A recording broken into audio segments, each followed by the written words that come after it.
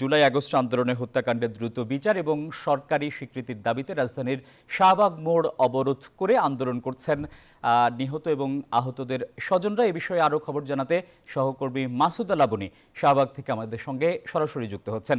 লাবনী, শাহবাগে আন্দোলনের কি পরিস্থিতি দেখছেন, কি বলছেন শহীদ পরিবারের সদস্যরা?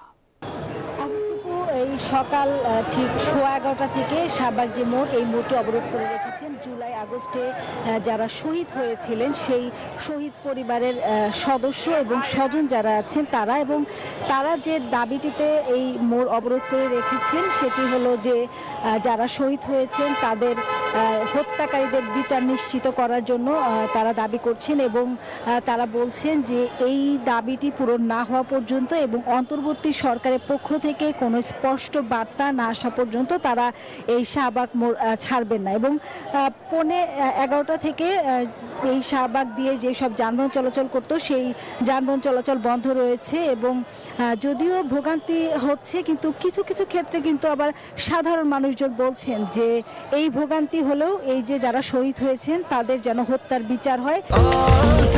স্বাস্থ্যকর অল টাইম হানিকম, সব সময় অল টাইম হেলদি লাইফ, সেটি তারা বলছেন। এর আগেও তারা একটি সংবাদ সম্মেলন করেছেন যেখানে তারা বলেছেন যে প্রতিটি হত্যার বিচারের জন্য আসামিদের গ্রেফতার করতে হবে এবং এটি 10 দিনের একটি সময় বেঁধে দিয়েছেন তারা। এছাড়া শহীদ ও আহত যে ভাই আছেন তাদের রাষ্ট্রীয় স্বীকৃতির দাবি করেছেন। পাশাপাশি শহীদ পরিবারের দ্রুত পুনর্বাসনের ব্যবস্থা করতে হবে এবং শহীদ পরিবারের সাথে আলোচনা করে ন্যায্য তাদের যে সম্মানী সেটি নিশ্চিত করতে হবে। পাশাপাশি শহীদ পরিবারের মাসিক সম্মানীর যে ব্যবস্থা সেটি করতে বলা হয়েছে এবং সেটি দ্রুত করতে বলা হয়েছে।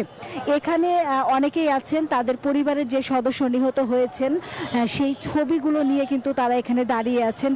কারো সন্তান, কেউ সন্তান হারিয়েছেন, কেউ ভাইকে হারিয়েছেন। এবং স্বজনরা যেটি বলছেন যে তারা বিচার চান, সবচেয়ে প্রধান যে দাবি সেটি হলো তারা বিচার চান। এবং এই বিচারের জন্য তারা বলছেন যে 6 মাস হয়ে গেছে এবং তারা বিচারের কোনো গতি দেখতে পাচ্ছে না এবং তারা একটি 10 দিনের সময় বেঁধে দিয়েছেন। এছাড়া তারা অন্তর্বর্তী সরকারের যিনি প্রধান আছেন ডক্টর মোহাম্মদ ইউনূস, তার সাথেও সাক্ষাতের একটি দাবি জানিয়েছেন এবং তারা সুনির্দিষ্ট বা স্পষ্ট কোনো বার্তা না পর্যন্ত শাহবাগ মোড় ছাড়বেন না বলেই জানিয়েছে। তো টিপু, এই ছিল আমার কাছে শাহবাগ মোড় থেকে সবশেষ তথ্য।